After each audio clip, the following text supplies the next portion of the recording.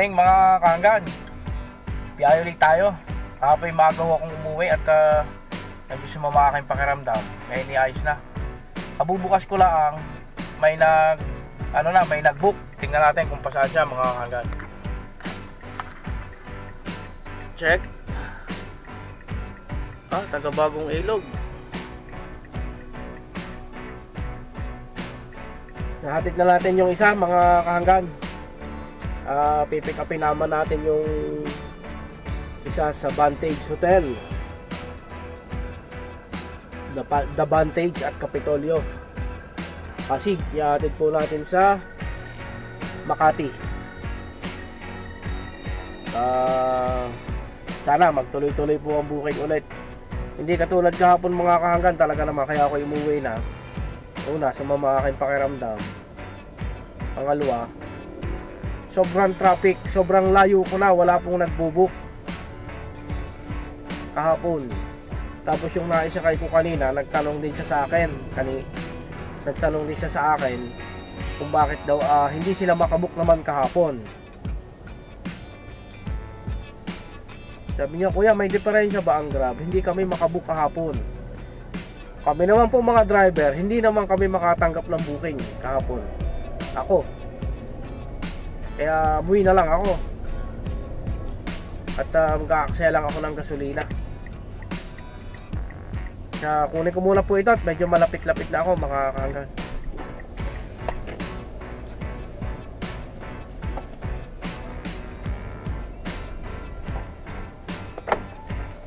Thank you sir, ingat po. Ibaba na natin yung isa mga kahanggan. May pumasok uli. Booking. Dadalhin sa SM Jazz ang ating punta. Ang kanyang baba ay dito lang din, Bel Air.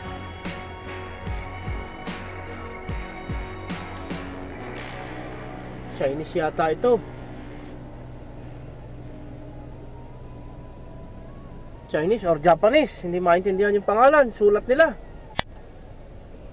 Sana'y marunong aring mag-English kung ari ibang lahi. Pag ari Japanese o yung Czech o Korean tapos hindi marunong mag-English, senyasan na lang ang kamay. Puntahan natin yung isang nag-book mga kahanggan.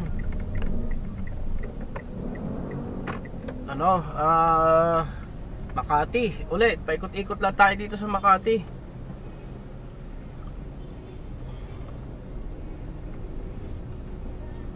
Makakaliwa tayo din sa sa Osmeña Highway. Ari po ay Skyway, nagdudugtong din sa may Makati, sa may Arnaiz Avenue. Skyway na aring nasa itaas kung papunta na ng Batangas, Alabang. Dini ho hindi ho gaanong matraffic din sa lugar na kaya lani may stoplight sa una. Sa Makati marami hong looban na pwedeng ikutan, pwedeng daanan na talagang walang ka-traffic. Lalo na sa mga bandang tanghali, dahil mga nakapasok na ho yung mga nag-oopisina, kaya kaya maluwag na.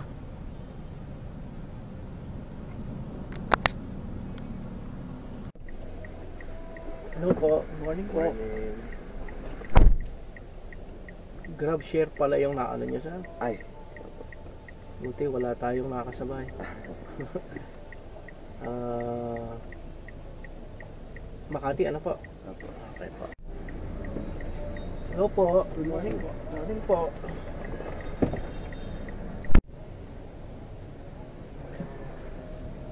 Tuloy-tuloy ang booking mga kahanggan. Kanina pa. Kaso maliliit lang yung pamasahe. Nagpaikot-ikot lang ako dito sa Makati. Ang pamasahe ay, ang huli kong kukunin ay sa poblasyon Makati, dadalhin sa BGC. 297 pesos ang pamasahe. Ito na ngayon yon. Pag ako'y nasa BGC na mga kahanggan, doon naman ako magpapaikot-ikot sa loob ng BGC. Dahil tuloy-tuloy ang pasok naman ng booking. Ngayon, pagka naghatid ako halimbawa ng bandang Taguig o Makati o Pasig, doon naman ulit ako magpapaikot-ikot sa lugar na yon. Kaya ngayon, lalabas ako ng Makati. Sabi ko kanina, hay salamat, makakalabas din ng Makati. Traffic ngayon, ayan. Makati Avenue Buendia po tayo, Senator Hill Puyat Avenue. Kakaliwa ko doon sa Makati Avenue, pero siguro mga 2 stop pa ito. Ibang traffic, mga kanggan ay 9:55, 9:35.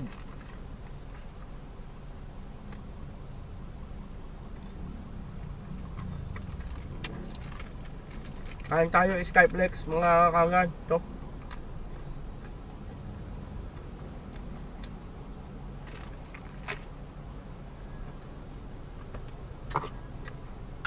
Nagdala pala ako ng kape. Ni ko din eh. Kaso, may diferensya lang pala ito. Malamig na. Malamig. Tataka ko doon sa nilalagay kong tubig din eh. Sabi ko bakit hindi makatagal ang lamig. Ngayon, sira na pala rin. Papalitan natin mga kahanggan.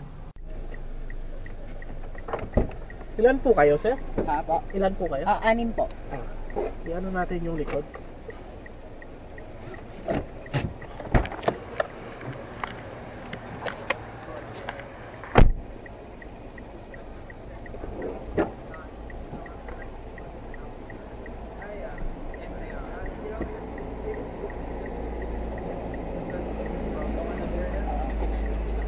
May pumasok na uli mga kahanggan na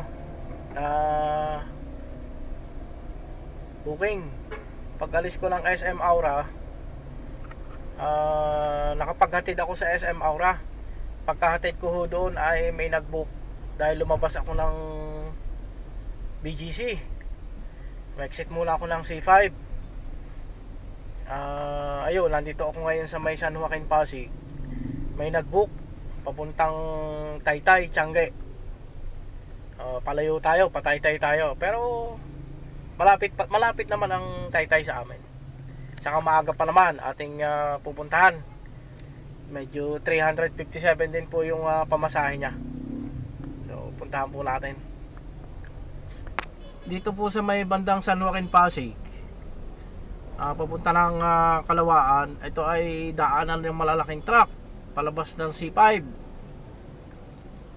dahil nandito rin ho yung mga garahe ng yung truck ng simento, yung mixer, tapos yung mga industrial warehouse nandito rin, marami. Kaya ayan buti nga ngayon at ang traffic ay hindi matindi. Nung isang hapon sobra ang traffic din eh.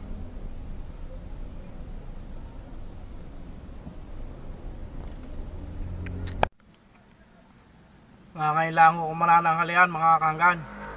Anong oras na? 1:35, 1:37. Ayun. Ang aking pangulam, manok. Isang hita. Saktong nakapaghatid ako mga kahanggan sa may palengke ng Pasig. Hindi ako umuwi muna din sa garahe. At para kahit magtagal-tagal ng kaunti ng pahinga, walang huli, walang istorbo. Pagkakain, isibat na uli mga kahanggan. Kakain lang ho. Pauwi na tayo mga kahanggan.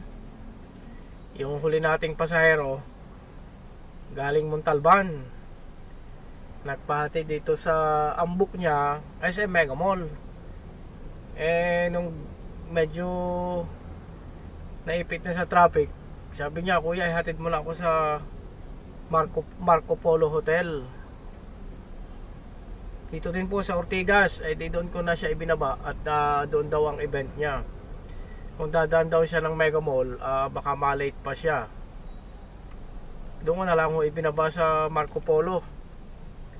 Ngayon ay 7:30 ng gabi.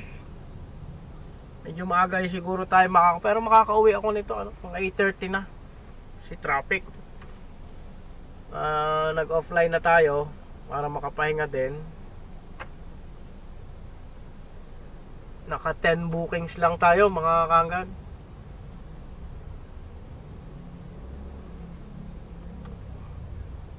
Balik ako kayo mamaya mga kaanggan. Titingnan natin kung magkano ang aking nakain gasolina. Yung palang Montalban na yon, mabuti na lamang po mula Rizal Medical Center sa Pasig, naghatid ako ng Montalban. Mabuti na lang, nag-set ako ng my destination ng pabalik ng Pasig City Hall. Kaya pumasok siya sa akin yung bookings ng nagpahatid naman dito ngayon. Dito nga sa Marco Polo na dapat sana sa Mega Mall. Kung from Montalban ay hindi ako nakakuha ng bookings, nako, ang layo.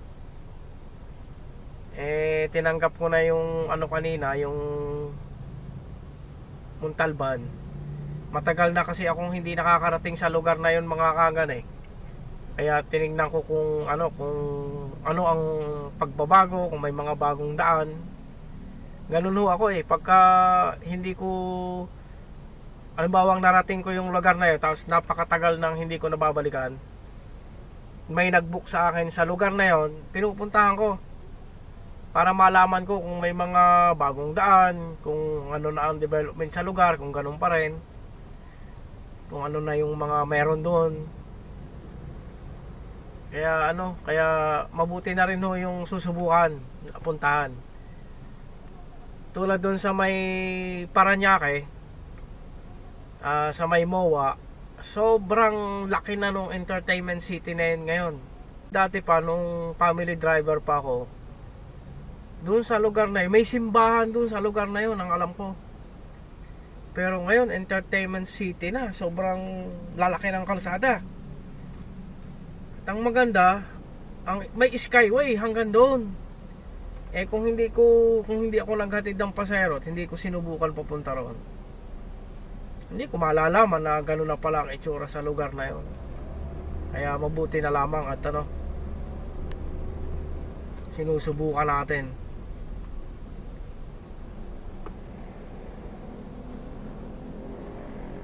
Yan muna mga kaanggan at mamaya huli 1.3 ang ating gas sa mga ating mga kaibigang nagtatrabaho sa gasolinahan. Hi muna kayo ayaw nyo yung mag-hi ayan.